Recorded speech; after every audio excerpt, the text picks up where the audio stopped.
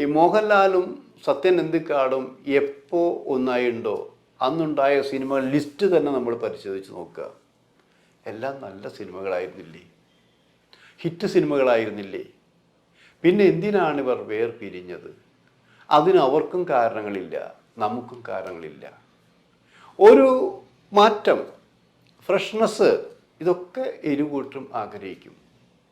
അങ്ങനെ ആഗ്രഹിച്ച സിനിമകളിൽ തന്നെ മോഹൻലാൽ ഇല്ലാതെ ചെയ്ത 2-3 സിനിമകൾ സത്യന് പേരുദോഷമൊന്നും ഉണ്ടാക്കിയിട്ടില്ല കേട്ടോ. ഇപ്പോൾ ഫഹദ് ഫാസിലിനെ കൊണ്ടുവന്ന ഞാൻ പ്രകാശൻ ഒരു കുടുംബ പ്രേക്ഷകർക്ക് ഇഷ്ടപ്പെടുന്ന സിനിമയായിരുന്നു. അതേപോലെ തന്നെ ഫഹദ് ഫാസിൽ അഭിനയിച്ച വേറൊരു സിനിമ, ഒരു ഇന്ത്യൻ പ്രണയകഥ, അമല പോൾ ഉണ്ടായിരുന്നല്ലോ, അതും കുഴപ്പമില്ലായിരുന്നുള്ളതാണ്. പക്ഷെ അവിടെ അടിപറ്റിയത് ജയറാമിനെ നായകനാക്കി മീര ജാസ്മിനെ നായകനാക്കിയ ആ മകളാണ്. അപ്പോൾ മോഹൻലാലുമായിട്ടുള്ള രസതന്ത്രമൊക്കെ മീര ജാസ്മി എന്ത് രസമായിരുന്നു. അപ്പോൾ ചേരേണ്ട ആൾക്കാർ ചേരുമ്പോൾ 2 പേർക്കും ശക്തി ഉണ്ടായിരിക്കാം.